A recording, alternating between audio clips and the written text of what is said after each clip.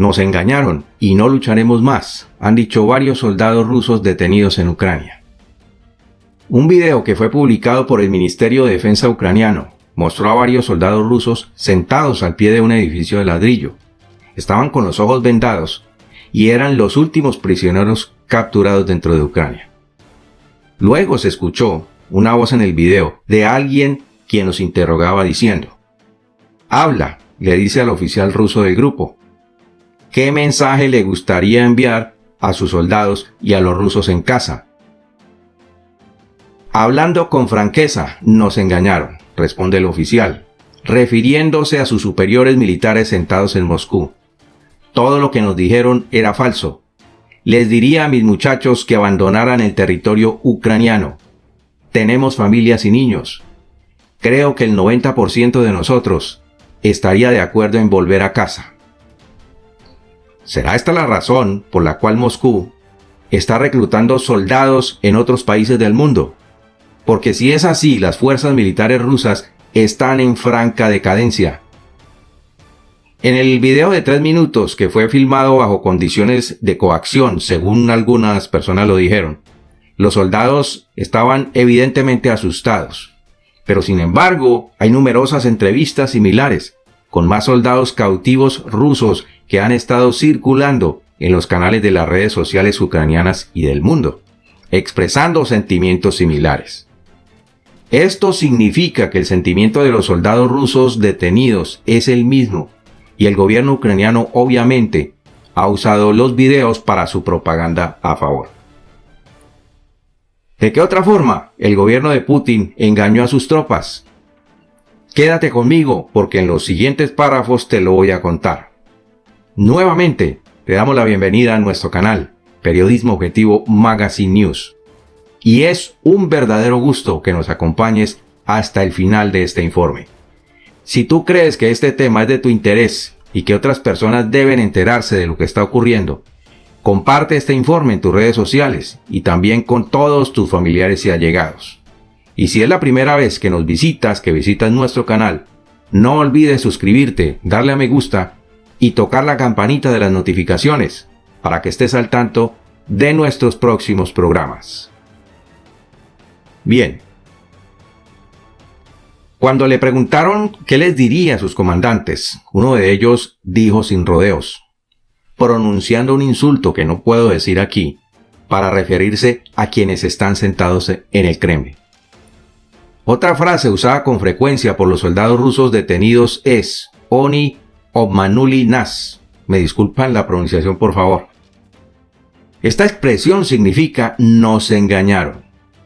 Bien, a tan solo 8 días después de la invasión de Putin a Ucrania, quedó claro que un número significativo de militares estaban desmoralizados y reacios a seguir luchando, y muchos de ellos se entregaron sin oponer resistencia. Otros sencillamente abandonaron sus vehículos y regresaron a pie a la frontera rusa o a la frontera con Bielorrusia, arrastrando sus armas y sus maletas, según muestran algunos de los videos.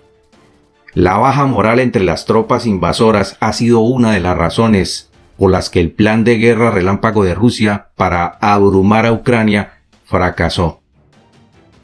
La suposición de Moscú era que la operación sería rápida y exitosa. Los soldados recibieron suministros de alimentos y combustible solo para 2 o 3 días, de acuerdo con los testimonios de muchos de ellos. Y este es otro engaño, porque los dejaron sin alimentos y sin combustible. Las fuerzas militares rusas tienen un aproximado de 900.000 efectivos en todas sus ramas militares. De ellos, unos 190.000 fueron desplegados en la invasión a Ucrania, de los cuales entre 15.000 y 25.000 se cuentan como bajas entre fallecidos y lesionados. Todas estas bajas las ha conseguido Rusia en los primeros 40 días de la guerra.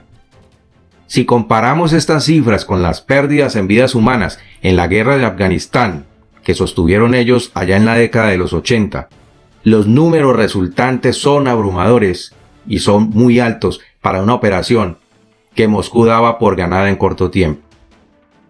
En una operación militar, las fuerzas de choque son aquellas que van en la primera línea de la batalla y generalmente están compuestas por tropas experimentadas con mucha capacidad de adaptarse al estrés de la guerra, con capacidad para tomar decisiones ante momentos difíciles, pero sobre todo con una moral más alta que el monte Everest.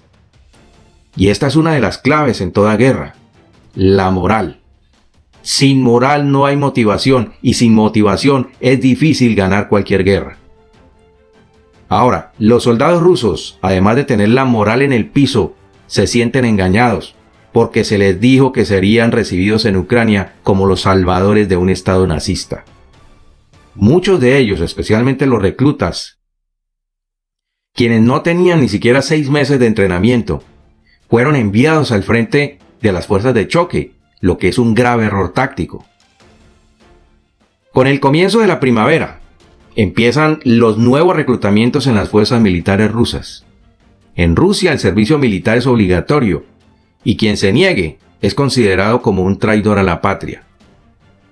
Para la invasión a Ucrania, el plan del Kremlin era mantener una avasallante mayoría numérica, atacando por varios flancos, norte, este y sur. Y para conseguir esa mayoría, el Ministerio de Defensa ordenó el reclutamiento de jóvenes entre los 18 y 20 años de edad, de las zonas más apartadas del país. A esto les prometieron medallas, dinero y una posición dentro del ejército. Esto significaba para muchos de ellos una especie de ascenso dentro de la vida rural de la cual procedían. Sin embargo, hay fuertes rumores de que hay escasez de soldados en las filas rusas y no hay tiempo para entrenarlos adecuadamente, entrenar a esas tropas para ir al frente de batalla en Ucrania. Entonces, ¿qué está haciendo el Kremlin ante la escasez de soldados en Rusia? He aquí por qué están reclutando combatientes extranjeros. Rusia está reclutando combatientes en Siria y ha desplegado unidades paramilitares, incluso de la región rusa musulmana de Chechenia, para reforzar su ofensiva en Ucrania, en lo que puede ser una señal de que a pesar de que su ejército es mucho más grande, el Kremlin no puede tener las tropas suficientes para ocupar el país más grande de Europa, Ucrania, o tal vez incluso para controlar las ciudades más grandes, si puede capturarlas, frente a la feroz resistencia ucraniana. Solo el ejército de Rusia tiene 280.000 efectivos y sus fuerzas armadas tienen un total de 900.000 efectivos, según el Instituto Internacional de Estudios Estratégicos, en comparación con un total de alrededor de 210.000 en las Fuerzas Armadas de Ucrania, con más en reservas y ahora en proceso de reclutamiento. Rusia también tiene un estimado de 2 millones de efectivos en sus reservas militares, según sus propios datos, algunos de los cuales ya han sido desplegados en Ucrania. Pero el Instituto para el Estudio de la Guerra señala que pocos están activamente entrenados o preparados para la guerra. Y escucha bien esto, estimando que solo entre 4.000 y 5.000 soldados de la reserva están preparados, quienes fueron considerados activos a partir del 2019. Y esta es una cifra minúscula para un país como Rusia. Rusia se ha dado a la tarea de reclutar nuevas tropas, reclutando a jóvenes rusos para el servicio militar obligatorio.